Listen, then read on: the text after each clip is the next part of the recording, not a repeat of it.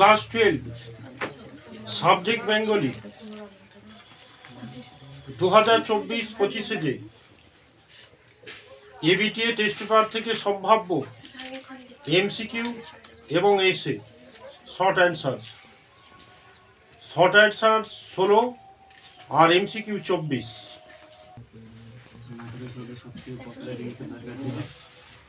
নিলাম বল। বাদা থেকে চাল এসেছে, বাদা শব্দের অর্থ কি? নিম্নভূমি। আচ্ছা, কিছুই কি করা যায় না উক্তিটির বক্তাকে? টুনুর মা। টুনুর মা। এটা একটু ঘুরিয়ে কোশ্চেন কিন্তু। উৎসব ভাত ভাত করেছে দেখো, এ কথা বলেছে। ভাত ভাত করছে দেখো, এ কথা বলেছে সতীশ বাবু। তারপর দেখা গেল এক অদ্ভুত দৃশ্য। দৃশ্যটি কি? মন্দিরের চাতালে কতজন তাস খেলছিল? কথা হচ্ছে কেন সাইডে?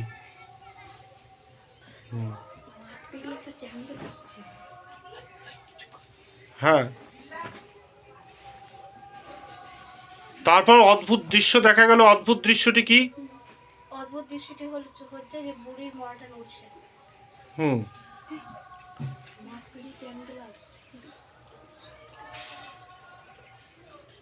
মন্দিরের চাতালে তাস খেলছিল কজন? তিন ছেলে। চিনিলাম আপনারে, কবি নিজেকে কিভাবে চিনেছেন? কবি নিজেকে আঘাতে আঘাতে বেদনায় বেদনায় চিনতে পেরেছেন। চারিদিকে বন ও আকাশ কার মতো? টিয়া পাখির পালকের সবুজ, ময়ূরের সবুজ নীল ডানার মতো, কচি বাদাবি লেবুর মতো, না মেহগুনি পাতার মতো? ময়ূরের সবুজ নীল ডানার মতো। রাতের নির্জন নিঃসঙ্গতাকে আলোড়িত করে। হ্যাঁ, দীর্ঘ সমুদ্রের দূর সমুদ্রের দীর্ঘশ্বাস। এর নাম হওয়া উচিত ছিল অভাব নাটক। নিহত ভাইয়ের শবদেহ দেখে কবির কি জাগে? বিবেক।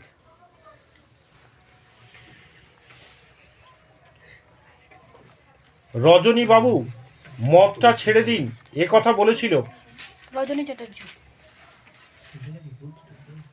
দিলে তো রাগিয়ে রাগ করেছিলেন।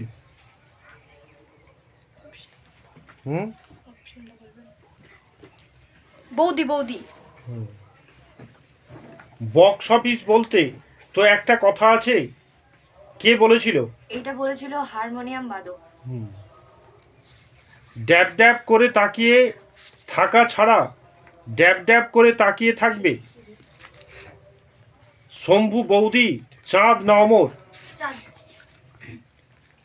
সার্জেন্ট ও পুলিশের পরিচ্ছদে মধ্যে কোনো বিশেষত্ব নেই, কেবল সার্জেন্ট একটি ক্রস বেল্ট থাকে। হ্যাঁ, ক্রস বেল্ট থাকে। সেখানে বসে পড়েছিলেন কে? মর্দানা। নানক বলিকান্ধারী, মর্দানা মায়ের বান্ধবী। মর্দানা। নানক।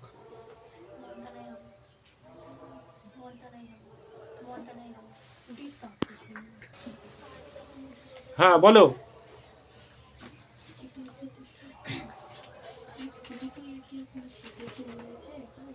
যখন সবুজ তাকে সমুদ্র তাকে খেলো, সমুদ্র কাকে খেলো? উপকথা রাজ্য অ্যাটলান্টিসকে। হ্যাঁ, সেখানেই বসে পড়েছিল কে? নানক। রবীন্দ্রনাথ প্রথম সঙ্গীত শিক্ষক ছিলেন বিষ্ণুচন্দ্র চক্রবর্তী, রঘুনাথ রায়, নিধুবাবু, কালী মির্জা। বিষ্ণুচন্দ্র চক্রবর্তী।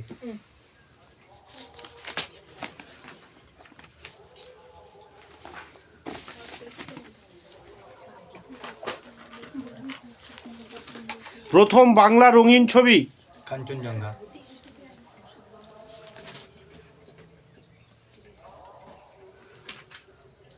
বাংলার তলস্তয় নামে পরিচিত মহেন্দ্র নন্দী, প্রফুল্ল রায়, জগদীশচন্দ্র বসু, রবীন্দ্রনাথ ঠাকুর। স্যার 3 নম্বর অপশন এই কি প্রফুল্ল রায়, ঠিক আছে। তারপর মহেন্দ্র নন্দী।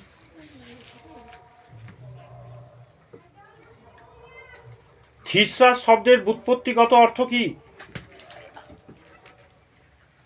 কি বললেন? থিসরাস শব্দের ব্যুৎপত্তিগত অর্থ কি? ও রত্নাগার। প্রতি মাসে ধার করছিস, কেন ধার করে? এসে প্রশ্ন। প্রতি মাসে ধার করছে কারণ হচ্ছে তার সংসারে যেটুকু মায়না সেইটাতে সংসারে চলছিল না, সেই জন্য প্রতি মাসে তাকে ধার করতে হচ্ছিল। কার? আমাকে না, মৃত্যুঞ্জয়। তো কে নামটা উল্লেখ করবে?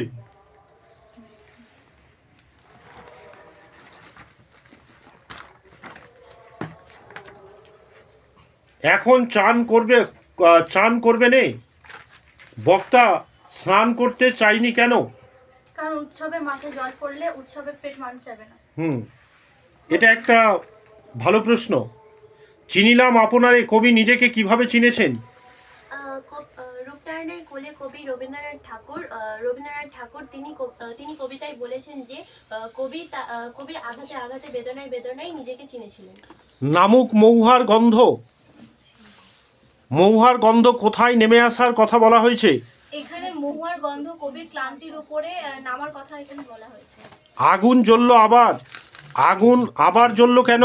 জীবনানন্দ দাশের শিকার কবিতায় আগুন শব্দটি দুবার ব্যবহার করা হয়েছিল। আর দ্বিতীয়বার যে আগুন জ্বলেছিল, দেশওয়ালিরা যে সুন্দর বাদামি হরিণকে শিকার করেছিল, সেই হরিণের মাংস তৈরি করার জন্য আগুন জ্বালানো হয়েছিল। আবার সেই কবিতায় কি জাগে?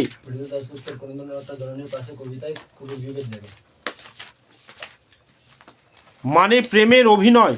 বক্তা কেন এই বক্তব্য বলেছে? এই তো জীবনের সত্য কালীনাথ। সত্যটি কি?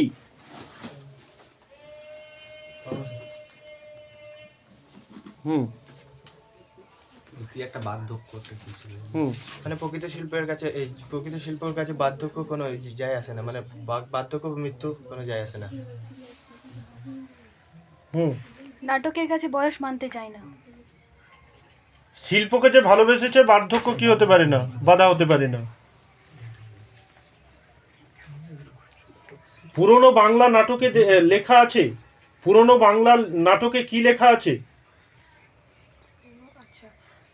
যে কি বলে, নাট্যাভিনয় একটি পবিত্র শিল্প। পুরনো বাংলার নাটকে লেখা আছে যে রাজা রথে করে আহ্বান করছে, অর্থাৎ রাজা রথ রহনম নাটয়তি।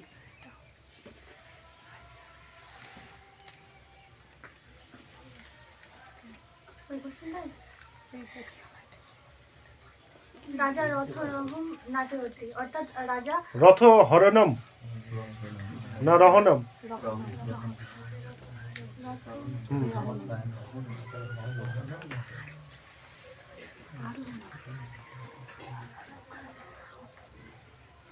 স্পেনের ফিলিপ কেঁদেছিল কেন? স্পেনের ফিলিপ কেঁদেছিল কারণ তার যুদ্ধ জাহাজ আর্মাডা ডুবে গিয়েছিল, তার কারণে ফিলিপ কেঁদেছিল।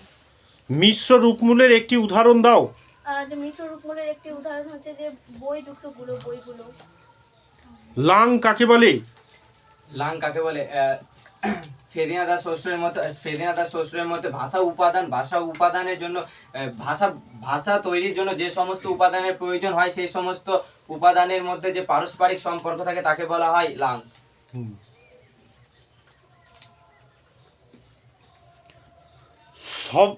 শব্দার্থে উৎকর্ষের একটি উদাহরণ দাও। ঘাসফড়িং।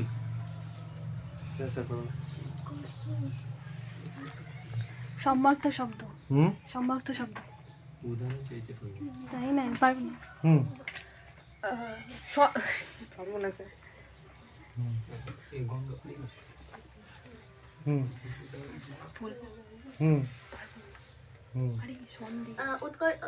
স্যার এই কোয়েশ্চেনটা একবার বলবেন?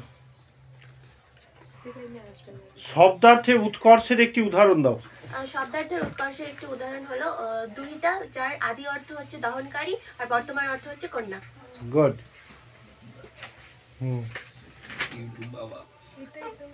বড়াই যত্ন নিন এদেরকে। এদের অবস্থা সেই খরগোশ আর কচ্ছপের মতো। হ্যাঁ, পড়াই যত্ন নিতে বলছি এদের প্রতি।